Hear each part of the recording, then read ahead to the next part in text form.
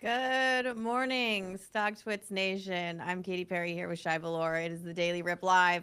It is Wednesday, May 7th. A crazy week. We ran out of time in yesterday's show. We had like a million other things to talk about, and we just ran out of time. Shay, how is your earnings season going so far? Because I know you got a lot riding these last couple weeks and the following weeks to come. Yeah, one word, pain.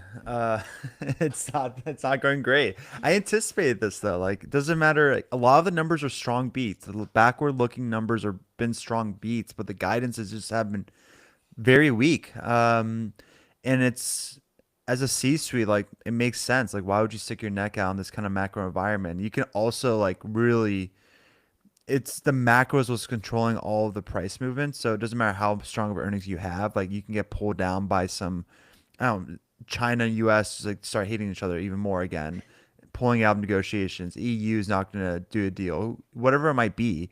Doesn't matter if you have such a strong guidance, you're probably going to be taken down with the market.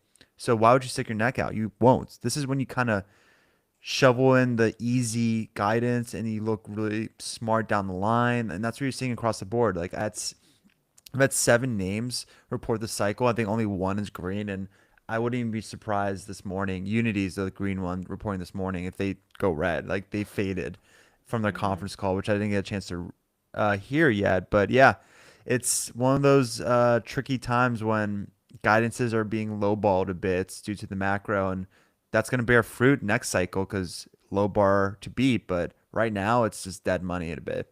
Yeah, well, solidarity. I'm an index fund gal. I like reading about this stuff, but I'm not in the day to day. I'm not like you. But I hope that turns around.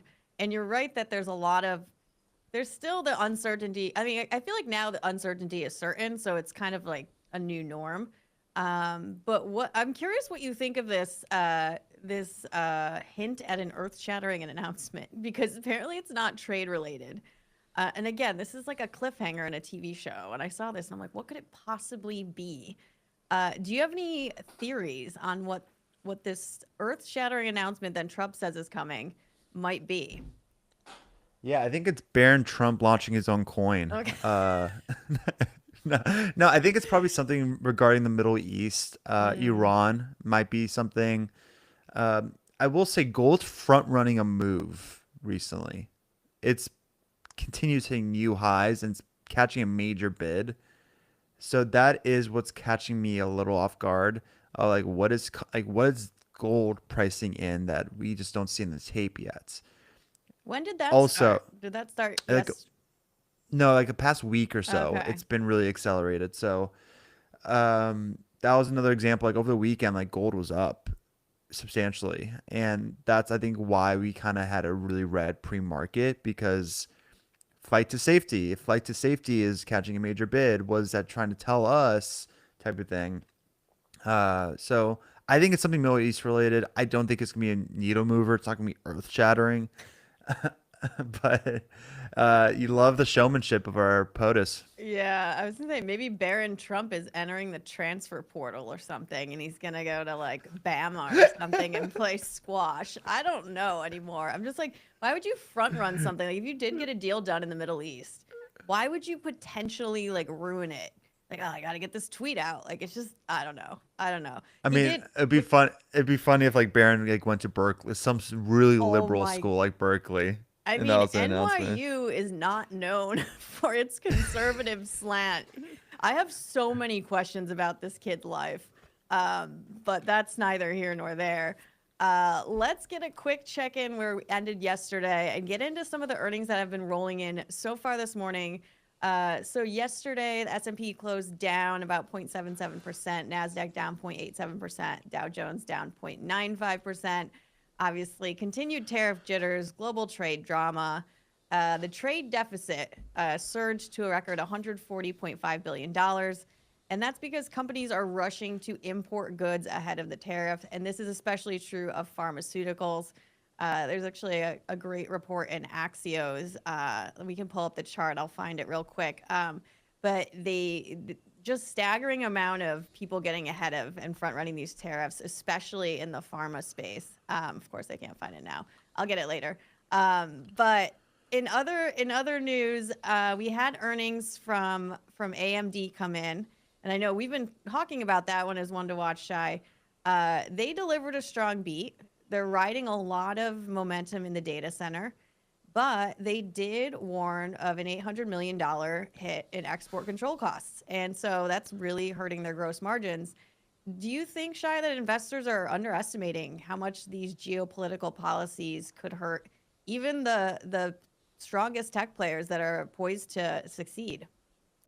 Well, AMD is definitely been getting hit hard this year. More than Nvidia, like that expert control issue, like it's a very hardware specific headwind. And that's the whole thing I've been saying all along on the Nvidia versus AMD debacle is you can't just be a hardware company anymore.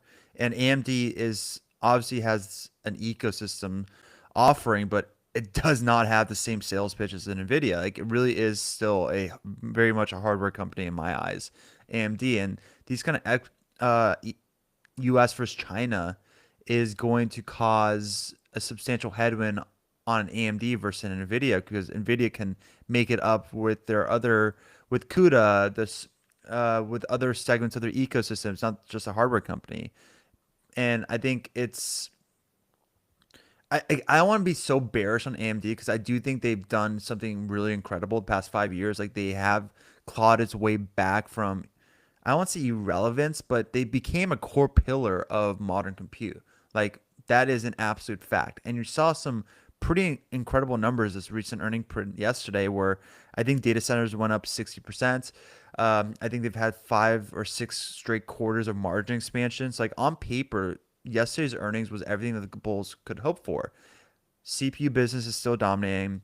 The Epic is now entrenched at the hyperscaler phase, and you're seeing like Lisa's team executing a level of consistency few in this like semiconductor space can match in this environment. But like that's that's like half the story. Because for all the praise that AMD deserves on the silicon front, like the deeper question, which is my biggest question, is like, can AMD stop being just a parts supplier? And that's what I mean by it just being a hardware company, where we've seen this like over and over again with other companies. Like used to own the compute engine. Nvidia clearly owns the software engine. And when the AI era began, AMD like this that software stack like CUDA, DGX, Tensor RT, like that's what became the foundation. AMD by contract was like really late to the platform game. Like they weren't ahead of like the ecosystem angle of AI, and you see their open source software like are improving. MI300 is very real, but none of it feels like the default, if that makes sense. Like it's not like Nvidia, it's not like Apple, it's not like open AI for LLMs. Like it's like AMD is like winning some races, but it still can't really bend the developer into its orbit and make them stay into their ecosystem. And I do think that you're seeing a lot of great case studies on like the Oracles, Meta, Google's, like they're deploying uh the instinct hardware, but you don't see them like getting a seat at the table still. Like they're still being the plan B. And I think they're benefiting off of Nvidia's I call it the wait list. But it's just like it's not shade to AMD calling them like they're shadowing Nvidia. It's just the nature of the supply constraint scale that right now Nvidia has, and like everyone needs chips, but few are building on the open source offering that AMD has for software. And until that changes, like AMD will be in the room, but they won't be sitting at the table, if that makes sense. Yeah. They raised guidance for Q2, but as you say, Shy, it's an interesting place for them to be in, and also interesting to think about ahead of Nvidia earnings, which I think are May 28th. We got a few weeks, and increased commentary from Jensen about the risk of their inability to sell properly, I guess, to China.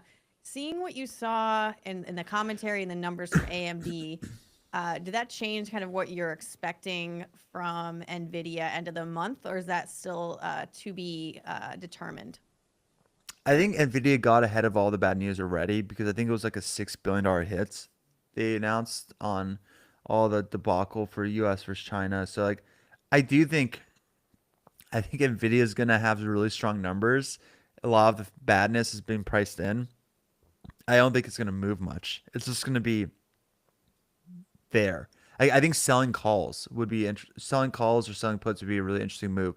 Honestly, that's been the move this earnings cycle. You're seeing a lot of these like earnings reports supposed to be moving 9 to 11 to 15%.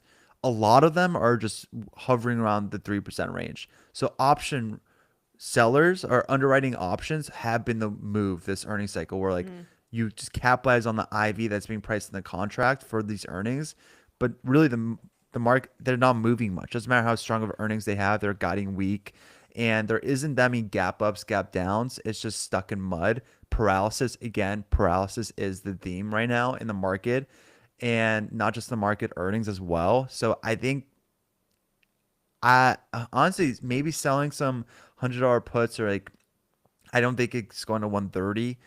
Like selling those calls, like I think that might be the move for Mm. Nvidia's earnings. I don't see anything moving the needle much either direction. Yeah, you're right. They did kind of get ahead of some of the bad news already, and related to AMD, Nvidia's space, Supermicro. I know you love these guys. Your favorite shitco, as you say. But they're flashing warning signs. So they missed earnings. They slashed guidance. They blame tariffs. Yada yada yada. Talked about AI buyer hesitation.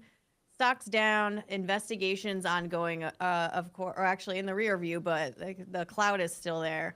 And they're bracing for something. So falling short of expectations. The CEO said customers are pausing to compare Nvidia's Hopper versus Blackwell chips, and that's delaying purchases for them.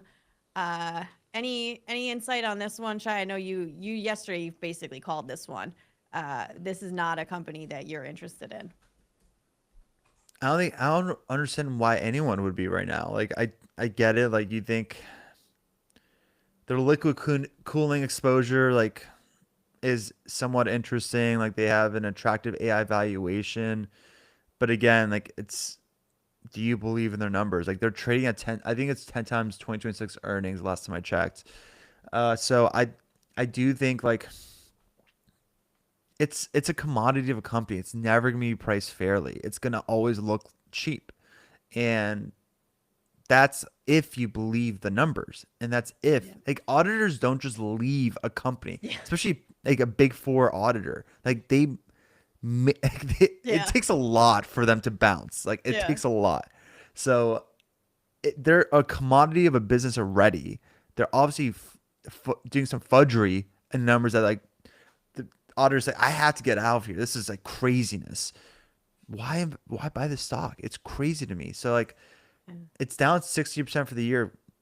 I don't think it makes sense, and I don't think it's gonna really. It's a vehicle to capture alpha on a data center theme. That's really all it is. It's a similar thing.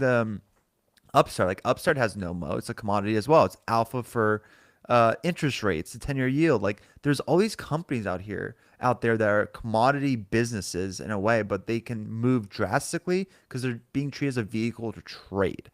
So that's really important to know that difference if you're buying an SMCI, for example. Like if US and China actually come to an agreement and tariffs are finalized on what it's going to be, SMCI is going to catch a major bid. It's treated as a bucket trade, and it's going to catch a major bid. But don't confuse it being up 40 or 50% in a month or two with their businesses executing flawlessly. There's a big difference. Yeah, that's a great call out. Shai, I want to turn to something we started talking about at the end of yesterday's show, and then we had to stop. But that is the tariff talk around Hollywood and the film industry. And before we ran out of time, you started talking about the knock-on impact of that as there's so much services uh, businesses and the US is so relying on those. Let's go back to that point for a second because this has not been finalized or anything, but this is like a new level of tariffs that could have a significant impact on a lot of businesses here in the US. Yeah, so the tariffs started with goods like steels, chips, EVs, solar panels, etc. Like that's obviously shook the market, but zoom out, it was really only 25 to 30% of the US GDP. It was like wasn't a substantial portion of it. It still feels a pain, but it was controllable because it was only a quarter of the US GDP. The 100% tariff announcement on foreign produced films might sound just like some symbolic headline, but it's not. Like it really could be a signal because it's the first tariff on services, and services make up 70 to 75% of the US GDP, and they're the backbone of actually our global competitive edge. Like we don't just export blockbusters like movies, like we export cloud software, we export financial infrastructure, we export consulting, education, code, like all these things are services. And if services start becoming part of the starts becoming a pawn in this tariff war that we're in, that's dangerous because now we're weaponizing demand, if that makes sense. Like our services is widely used across the world. Like everyone uses our services. The demand is through the roof, and that's what makes us such a powerhouse. But if we start weaponizing the demand, using the gravity of like the US consumers to redraw the map of what the new global trade policy is going to be, that's highly dangerous. It's it, talk about earth shattering for Trump's announcement. Like that is earth shattering if we start tariffing services, and that is the last lever I think that he can pull in this game that they're playing at. And if we start going down that pathway, like things are gonna get uglier, like really bad. But I also don't think people.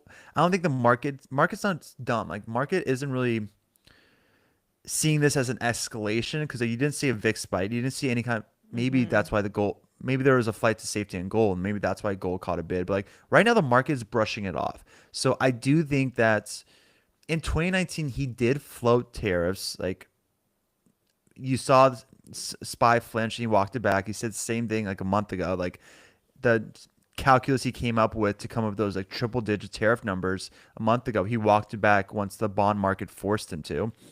So I do think like this game does have some limits. You can't shock the system every other week without hitting some kind of wall. And I think that if you go down the path of tariffing services, like you're eventually gonna break confidence that you can't just like build back up on a flip of a switch. So I also think this kills Hollywood. Like I don't think people realize like how much how many movies are produced outside of the US. Like Eastern Europe is the bread and butter of a lot of blockbuster films.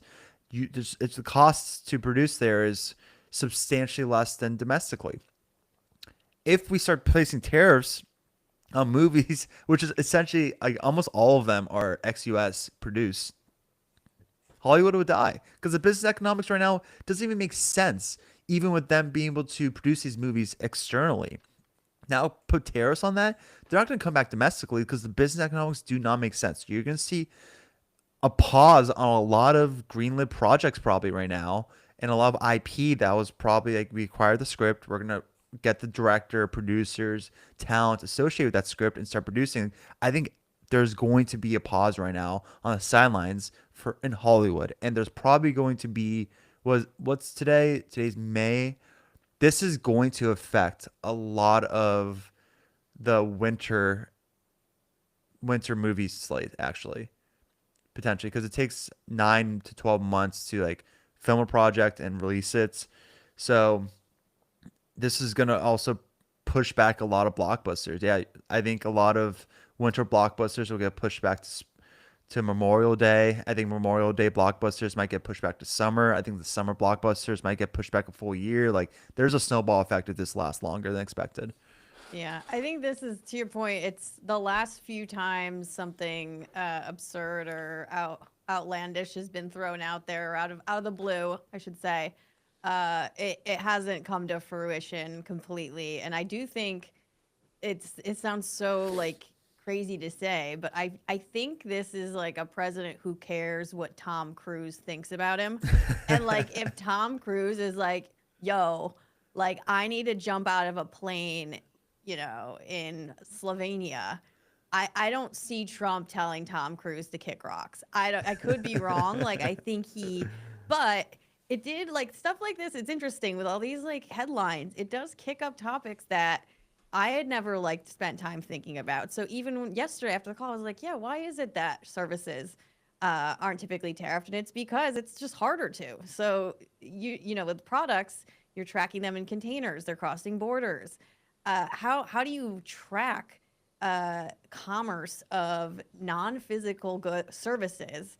And then I think about just the whole point. One of the whole points of the administration is to strip away bureaucracy and levels of government. And I'm like, how many people are going to have to hire to police this? It's adding new layers. So there's a lot of things there, but it is interesting that a lot of these things coming up are like forcing us as investors or citizens of the world to like actually look and be like, oh yeah, why is that the case?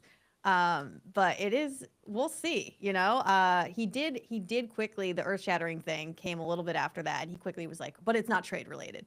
So like somebody was like, yo, like don't make sure they know that it's not going to mess with their money. But yeah, it's fascinating. Speaking of messing or not messing with money, we got a Fed meeting today, but not a lot of drama heading into this. The futures imply basically no chance of a rate cut this week, but a 33% probability in June. Whenever I see something like this, I'm like, it would just be funny if Powell just did it. Like, wouldn't that just be? I mean, he's at the end of his career. Just like do it for the bit, and then be like, he's getting pushed out anyway. Um, but he's expecting to exercise patience, and eyes will be on June, the Fed meeting. Um, anything you're looking at tomorrow, or sorry, later today, from the FOMC, Shy, even if it's just commentary tone from Powell? So, I mean, if he does say F it, I'm gonna do me today. Poly market has those odds like 1,000 to 1, so like you can make some money on that. But yeah, he was hawkish last time we spoke. So he was the most hawkish actually I've heard him since maybe Jackson Hole. It was a hot minute since he was like that bad. I wonder if his tone's gonna change now. It felt a little vindictive when he was talking because like I think it was at the time when Trump was just like bashing him, saying like I want a new Fed, like he's not doing a good job, like cut rates, cut rates, cut rates.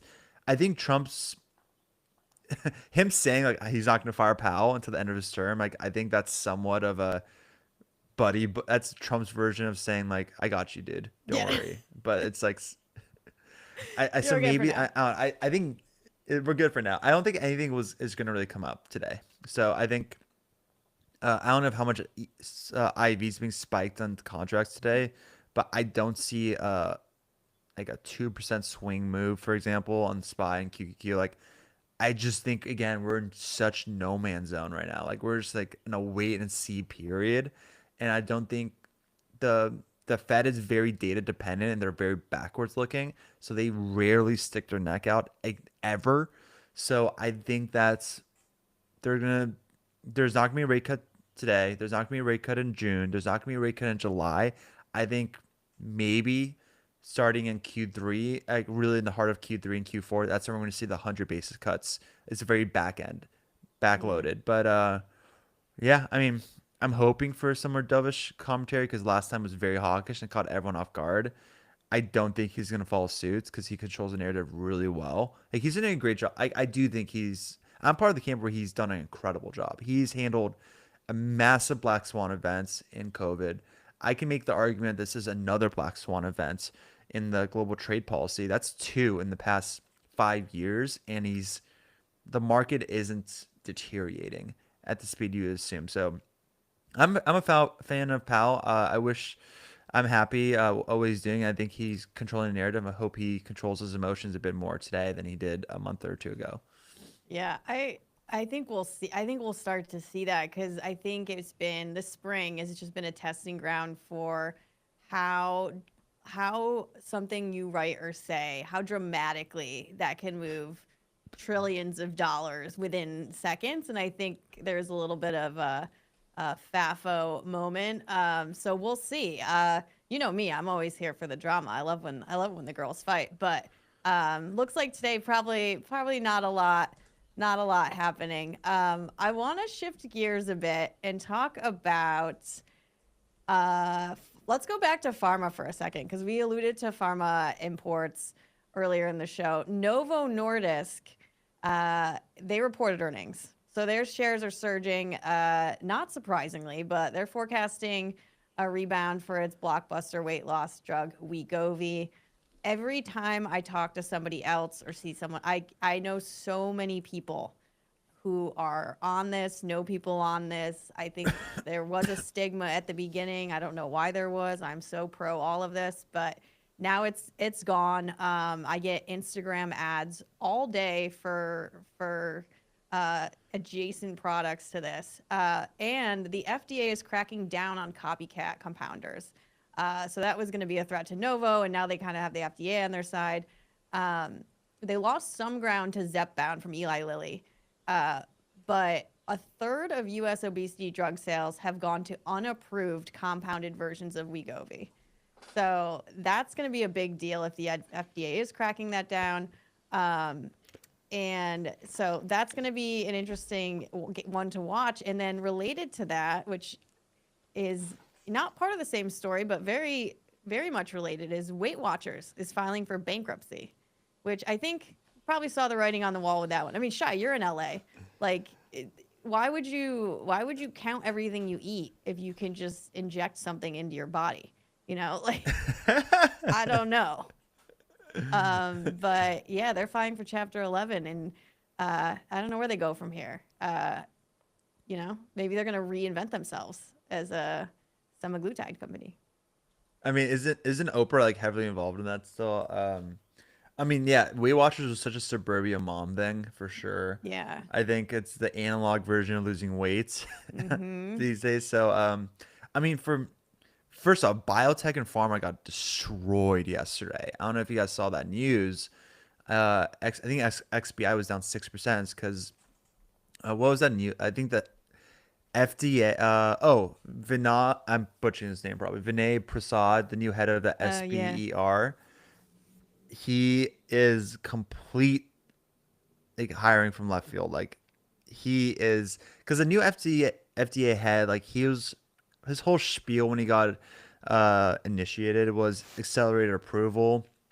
But this guy Vinay is just like he's so anti. He's like anti-vaccine. He's very like that kind of brain, and Oh, he's going to probably prevent a lot of approvals. So like a lot of these biotechs. Um, surge, but like look at those. Wow, that's insane. yeah. U.S. imports of goods from Ireland just skyrocketed. Vacuum, vacuum demand ahead of the tariffs. Yeah. Um, I but didn't see this news. I mean, actually, I saw the headline and I saw his picture and I was like, yeah, seems legit. Doesn't seem nuts. I didn't read. Not that the counter viewpoints about medicine are nuts at all. I think everyone's entitled to their own opinion. But that's an interesting pick for someone whose job is to deal directly with these companies that are building in that space that theoretically doesn't really buy into. So, oh, and there is the opening bell. Let's take a look at where we are. We are looking today. It's oh not. god, Unity just went red, so I'm 0 for 7 Oh on no, earnings this Shy. cycle. Were Oh you no. expecting this like a week ago? What you thought you'd be at out of seven? Yeah, I mean, I knew this earnings cycle was gonna be bad. I Mm. that's why I have a 12% cash position. Oh, Unity just went green. Let's go. But no, it's just I've been in those boardrooms. Like this is they're gonna be taking advantage of this macro mess to shove some dirty laundry out. Like we every single time there's an earnings report, there's always three scenarios: conservative, base, aggressive. this is the time where you can like slide in the conservative and people won't shrug it too much because they're all focused on the macro. Like that's kind of, it's not gaslighting shareholders, but like it's kind of like creating such a low bar that you're under promise over deliver. That's like the scenario that everyone's going to play now, and you're seeing that happen. And it's just like when you have such a strong report and you have a weak guide, essentially is a net. It's going to net out, and you're seeing a lot of stocks just like be down 3%, up 3% when they should have been moving 10%. Like uh, I thought Astera Labs, ticker ALAB, had one of the best reports I've seen this cycle. There maybe their guidance was a little weak, but still massive beats. They're down 5%. I What have did they no do? I couldn't figure out what they did wrong. Like I think I don't know like what they did wrong. It's a really weird thing where maybe it's our increase in RD, like their margins had somewhat of pressure, but like they just beat so significantly, and like Q2 is expected to slow, aka guidance is a little lower, low bar. And now I think people are fixed on the low bar because they're trading at 60 times earnings, so it's really expensive. But they just like they they still beat substantially on the estimates. Like they still got it up. I just can't see a hole in them. And like this is one of those names I think is going to bear fruit long term. In the short term, I think this environment is brutal for them to operate in. Yeah. So like I think as soon as we cross the 200-day moving average on the SPY and QQQ, I have a list of names that like I thought had really strong reports, but they had weak guides due to the macro. I plan on adding to those names because I think those are just low bar for them to beat down the line and will bear fruit. So we'll see. Yeah, It's down that's 8% now. Let's yeah. see. Also, Shy, it's so interesting like how our brains work because I was when I asked what do they do, I meant like their business, and you're like you were like in what did they do during their earnings call to mess this up so badly? And I'm like, what do they do? But what kind of company are they? Ah, I see what you're saying. Yeah. Okay, so what kind of I'm trying to figure out how to say this without being so technical because they're Okay. very technical. Let me pull up my notes so I can like That's try okay. to. If I thought if it was something straightforward, No, uh, no, I mean no. It's some there's a massive bottleneck that's being solved right now. okay. That's being had in AI. It's data. You guys hear me talk about this all the time. Data liquidity. Data liquidity is so under discussed in the AI theme, and its reason for that is I don't know. I actually have no idea because like the reason I love Snowflake, for example, is that data liquidity. They can sell, customers can sell data to each other into their ecosystem. The right now for specifically for Astera Labs, like it's a pure play bet on the AI and the future of what AI infrastructure is going to look like because the real money isn't going to be made in companies that kind of enable AI and scale. I mean, the real money is going to be made in companies that enable AI and scale past its current limitations. Because right now, AI workloads are being bottlenecked by bandwidth, latency, data movement inefficiencies, the liquidity issue I just called out. So the explosion in AI models that we're seeing, like every LLMs are becoming a commodity. So many companies are creating their own AI models that there's going to be a certain complexity that's going to be required. That's going to mean the compute resources aren't enough right now, and companies need a way to move data between those resources at speeds that also keep up with real time inference. And that's essentially what Astera Labs is trying to dominate right now, where the next phase of the AI boom is going to be different than what we were seeing today. Like we're seeing LLM, like ChatGPT 4, we're seeing Gemini, they're incredible at generating text, but they don't really interact in the world in real time. Like they truly aren't intelligent yet. Like we're so early on this AI phase or AI boom that they're highly sophisticated at like probability machines on predicting words based on training data, and that's why they rely on such massive compute clusters where inference happens in bulk. But like I think that model flips the active model that's required in the future is going to be flipped upside down. And I think that AI workloads aren't just increasing in size, they're going to be increasing in speed, frequency, and the need for ultra low latency connections between every component of the system is going to be vital, and that's what Astera Labs kind of position at that core in that transition.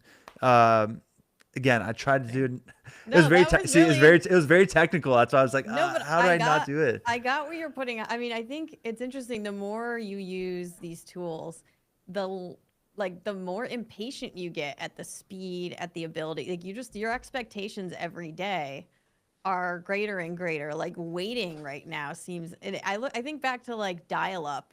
Like we used to just live with that. At least my generation. It would take 3 minutes to get online and go into a chat room and pretend you were someone completely different for a couple hours and then go do your math homework. But it's crazy. And I think you're right. Like the next layer is like the ability of these tools to take actions, and that requires so much data connectivity.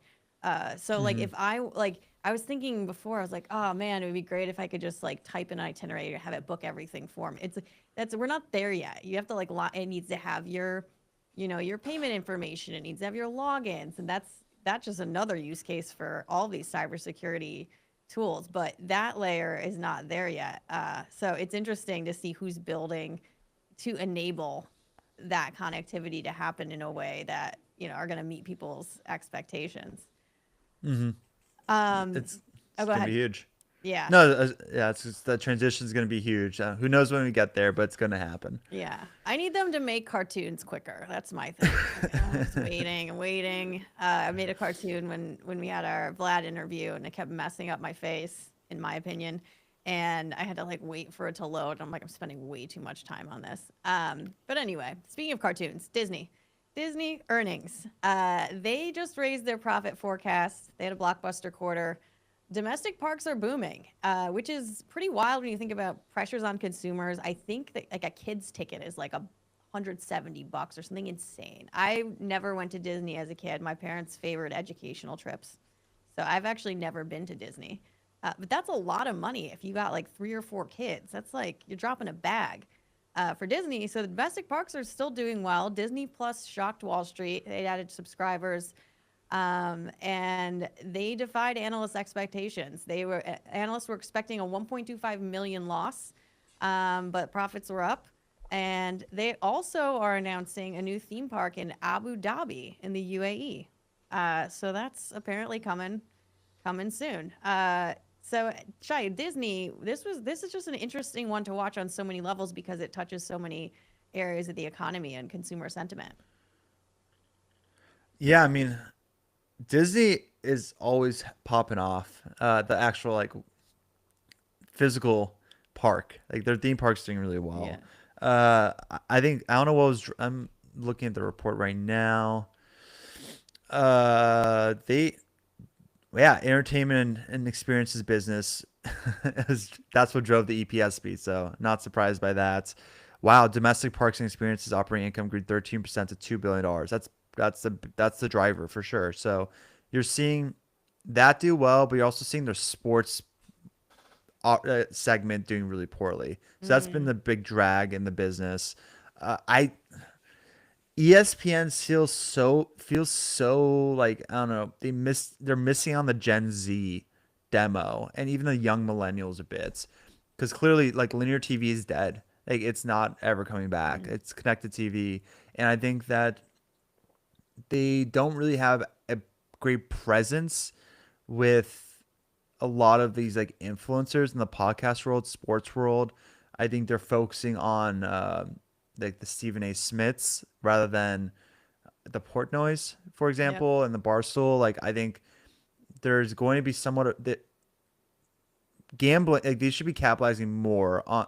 They should be doing what Robinhood is doing. Like you see how Robinhood is like creating like these media packages for these new initiatives, like these predictive markets, and like they're doing a really cool way of advertising for it and communicating about it. Like there's no reason why ESPN shouldn't be following suit or doing something similar. Like it should have been the first one doing so. Um, so I think that maybe their balance sheet is preventing them from actually doing all these initiatives because it's an ugly balance sheet. I know for in the entertainment space, talent hates working at Disney. It's Mm. not a good place to work. I think a lot of people who work at Disney, it's a resume booster early in your career, but you leave to go into the standard, which is Paramount. Or now maybe you follow the money, which is Apple, Amazon, but you don't stay at Disney. They don't value talent there, and you just feel like a cog in their machine. And I think that's something that's culturally never going to change for Disney. But I think they should focus on theme parks and resorts because clearly that's what's driving it. And consumers, they love escapism. They need escapism. When there's chaos on headlines and these like tariff wars, like they look for escapism, and that's why there's different forms of escapism. You can do streaming for Netflix, or you can go experience these theme parks if you're a family. So I think that that's probably what's helping them right now. The capitalization on families wanting to get away, but they can't afford the trips to Hawaii anymore. They can't afford these like bigger trips. Maybe they settle for these theme parks, and it's a win for the family. But yeah, like you said, Katie, like it's really expensive. So like even then, like I don't know. It's two like family of four. It's like thousands of dollars now Yeah. just to go there. Yeah, and the sports media piece is so interesting. I didn't even I always forget that they're ESPN, and it's interesting because that seems so fragmented right now, and it seems like so much is changing. Where part of being talent, part of having an edge in that space, is playing in the sports betting place, and that's just not ESPN's heritage. Is sports journalism, and now they're obviously infusing. I see there's more and more like they got what's his name? Who's the kicker guy that everyone likes? He does College Game Day now. Anyway, Oh, McAfee. yeah, Pat McAfee, and they're trying. But what's interesting is I saw commentary, and I'm not in this target audience, but commentary on Barstool even where people are like, when did Barstool get lame? Like Gen Z thinks Barstool is lame. According to I was on this Reddit thread and I'm like, wow. I was like, okay, so like who is cool now in sports media? I have no clue because even they're like, I think the word they were using is Barstool's cringe. It's like, oh, a bunch of old guys. You think it's misogyny? Maybe that's why, because Yeah, it oozes misogyny a bit. it was that, but it was also, I think it's like they just don't think it's funny. They think it's like a bunch of like 40-year-old guys who think they're in college still. But I'm like, okay, yeah, if you're a young sports fan, like what do you like, Shy, when you're watching, who are you following in the sports world? Is it like ESPN personalities or do you have creators you're following? I actually don't. I love McAfee. McAfee's the best to me. He feels raw, if Yeah. that makes sense. Like he just like his personality, what you see is what it actually is. Stephen A. Smith has morphed into just a character he plays. I don't think he really means what he says anymore. I think Dave Portnoy I like because my buddies in my circle are degenerates like him, and Yeah. they're the same personality. Like Big Cat and Portnoy, like that is I relate to that because my friend group who are just like they vape, bet on games, and just get so passionate about their team losing. Like that's what I grew up with. So like it's relatable to me. But like my fiance hates Barstool. Yeah. They she thinks it's everything that's wrong with men in a way where she like one of the biggest beige flags for my fiance early in our dating was when the Clippers lost a close game, I had to be alone in my room for like 10 minutes afterwards to digest it. Like I got so emotional. She was like, I don't get it. Like you're not part of the team. I'm like, you don't understand. I am. I am. The louder I cheer, it helps the aura. Oh my god. So like, That's a thing. I went to college at Notre Dame and we sucked when I was there. And I remember like the first weekend we had a bad loss. And like there were just men crying in the dining hall. And I'm like, I'm gonna leave here a single person. There's no way I'm going to be in but yeah, the Barstool trajectory is interesting too though, because I used to be in the camp of your fiance. Like I think 10 years ago, it was just like disgusting. Like they did the smoke show. They've kind of gotten away from that. They had a woman CEO, Erica Nardini, for a while. They're leaning more into female talent, but it's like one of those things where they can't shake their past. And so even now, like Portnoy has some like takes where people are like, is Portnoy woke? And it's like he's just evolving, how he well, thinks about things and what he talks about. what's your take on women, all high talented women leaving Barstool constantly though? That's like the weird tell for me. I'm like, whoa. Yeah, I mean, you had Alex Cooper, but they're still on good terms. You had two more. I Oh, forgot after really? that, but Okay. like, I that's the one thing I was like, maybe he doesn't know how to like value women talent Yeah. because he keeps men very easily. Uh, Yeah, and that's maybe there's like a bro club there that the women are just like, it's icky. yeah, wouldn't be surprised. And yeah, Alex Cooper is plucking talent from him now with her own Hmm. empire. Fascinating stuff. But yeah, sports. I was thinking, it's like sports is so different. Like if you were like, you're like a CBS sports journalist who's like in your 60s, you're probably like, what the hell is going on right now? Like I don't even know how you think about anything that's going on, and even the way people think about the stories in sports, it's half of it's around betting now, and go all day about that. But yeah, ESPN's always an interesting one to watch. I actually have a funny. I interviewed for them, a job for them. I want to say like 12 years ago, and like 2 weeks ago, the hiring manager hit me up on LinkedIn and was like, "Hey, it's been a minute. Um, do you want to get coffee? Actually, I have some." And I'm just like, when did? And I'm like, oh my god, it was like 2014. I was just like, what? I'm like, I'm like a different person now. Like, I don't know who that girl was. I know I'm not her. And I'm definitely not looking for a marketing coordinator role. But wild, wild. Anyway, let's pop in and see what else is going on in the markets today. Uber, let's talk about Uber. Uber reported. I didn't get a chance to read their transcript or anything, but did you see any early takeaways from Uber, Shy? Yeah, I mean, they missed on the top line, they missed on the gross bookings, huge margin beat. But I mean, this is another example. Like they had a weak guidance. I think they had a strong earnings. Like yes, they missed on gross bookings, but they had a huge margin expansion. They beat on the bottom line. They have 35% EBITDA margins, and they're growing the top line. Their gross bookings is growing 18%. Like they're doing really well, and I think that um, their autonomy side of their business is really picking up steam. Where all of Tesla's competitors are essentially partnering up with Uber to become the network to compete against the Cybercab network.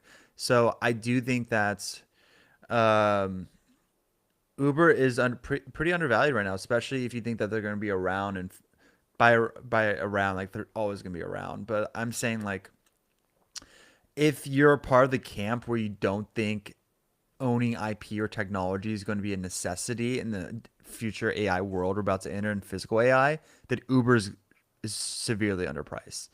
But if you're part of the camp where you think that you have to own IP, you have to own technology, being a network isn't good enough because capitalism is about to get brutal and cybercab is going to be the embodiment of that, it's tricky. And I think that narrative is always going to be on Uber. Just like the Google will not be able to shake off that AI search narrative for years. It doesn't matter how much their infrastructure side is hardening on cybersecurity, cloud, Waymo, even.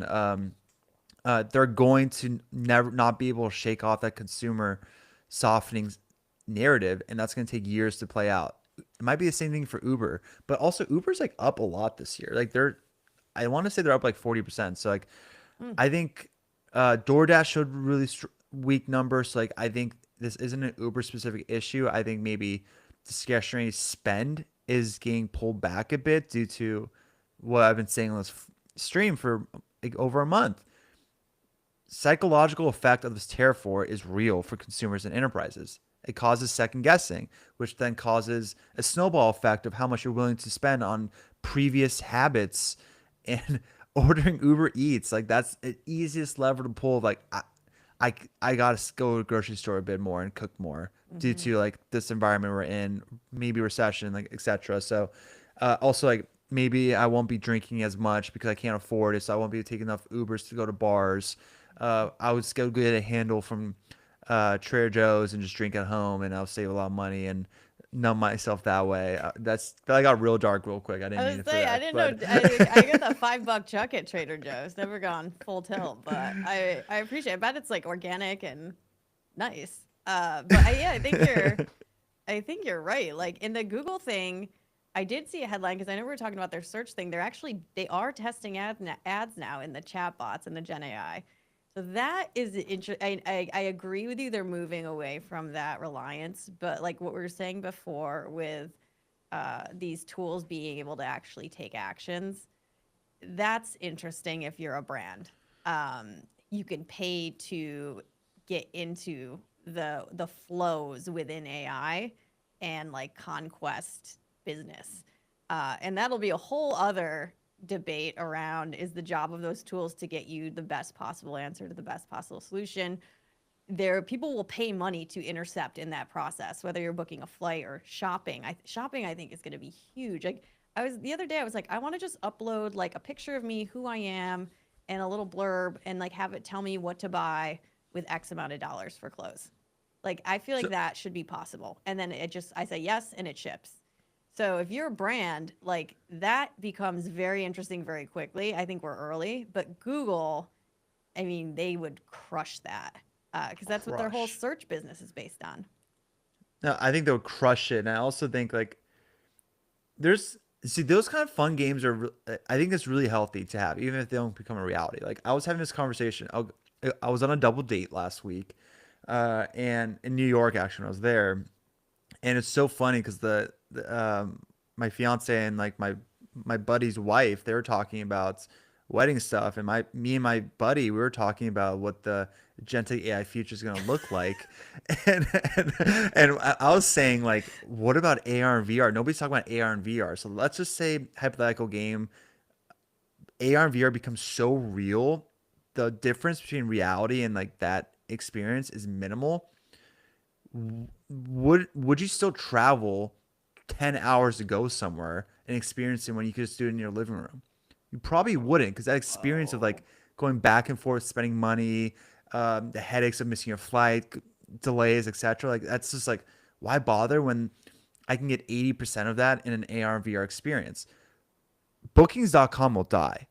All these hotel businesses might suffer drastically. Like I'm thinking in like 20, 30 years, like business travel might not be a necessity anymore. Yes, you might need like final handshake agreement in person, but that's a small part of business travel. Like I think that there's going to be so much disruption potentially in 20 to 30 years in industries that people aren't really thinking about right now. And Uber might be another one of those names where like, what if you don't have to go from point A to point B anymore to have those social events or to go to work, or like it's just I don't know. There's like that's what I'm talking about. Capitalism might get freaking brutal in the future in the post Yeah. AI world. But that's something we were just talking about at Bad Roman at that restaurant. If you guys Oh, are did you familiar with like it, that? I loved it. It's I very love that kind of Instagram stuff. worthy. What was It's your? good food. It is good food. I went like I want to say last year, and yeah, I took a lot of photos. But yeah, Bad location, very bad location, but it's yeah, great food. It's in a yeah. mall, Okay. which is really deceiving. Yeah, that'll happen. That's I don't. Yeah, like that's. I've had similar thoughts like that get dark very quickly. Where I'm like, are we even gonna go anywhere? Are we gonna see anybody? And then I'm like, are we gonna move from our chairs? Are we just gonna be like eating and taking like Ozempic to not get fat? But then we're not really moving and we're sedentary, and then we're just like part of the computer. Like it gets dark fast. So hopefully, I feel like there's always a little like pushback correction of like touching grass, but I think you're right. Like, if I always thought like spinning, and I do spinning classes, like if there was a VR spinning that didn't make me nauseous and I could look like I was biking anywhere in the world, like that would be insane. That Oh would, my god, right? so cool. Like you can, or sports too. Like if it's like you put on a headset and I think this is a possibility maybe where you can do with the Oculus. It's like looks like you're sitting courtside, um, but it's crazy to extrapolate because maybe the future of mobility is there is no mobility and we're just all sitting around. I don't Well, know. also if you're an artist, like your concerts don't have a cap anymore on how many people can go to. Like they can make Uh, bank, and like yeah, I also think like maybe places like Arkansas or Mississippi might blow up because cost of living is so cheap, and like you don't have to live in such like you live in New York, I live in LA, like maybe that won't be such a necessity when we have grandkids. Who knows? That is crazy to think about. But I'm like you, I love going down these rabbit holes. There's so many different pathways, and then you think about the impact on things. Love to end on a big positive topic. Uh, it's we got a busy week, so it's good to let our brains get some air. Shy, we're getting close to the end of the road for us today. Anything else you're looking at? Looks like we're in the green a little bit across the board, which is good. People looking to the upcoming U.S.-China talks allegedly, and the Fed decision. Anything else that today you're going to be watching out for, or even into tomorrow? I'm gonna be I mean, QQQ like 492 guys. It needs to clear 492 for me to get bullish. We're 2.5% away from that, so I will say growth is catching a bigger bid than the actual big tech. Palantir is even up 2% today after being down 12% yesterday. I just I think the move here might be shorting the VIX. I think the VIX is pretty elevated, still at 24. I do think that we are inching closer to an agreement with China, and I think that there's a lot of fear still elevated. If that becomes a reality, I do think the VIX gets slammed to 18, and I think there's a 20% move that could be made right now. So that is something that's on my radar. That if even if the market doesn't move and we're just like stuck in mud, the VIX will get drained. So I think that that's probably something to monitor. SVIX is my favorite vehicle to capture that. So I might maybe I'll be doing that with my 12% cash position. But yeah, it's just wait and see mode, and that's a stupid way of that's the easiest thing for me to say, and for you guys is the most frustrating thing to hear. But like, we're just like waiting, like we're just waiting, and I think the VIX will get drained in that meantime. Interesting. All right. Well, we'll be back tomorrow with probably a ton of other dark thoughts and earnings updates. And thanks everyone for tuning in. As always, Shy, good to see you. And we'll see everyone tomorrow.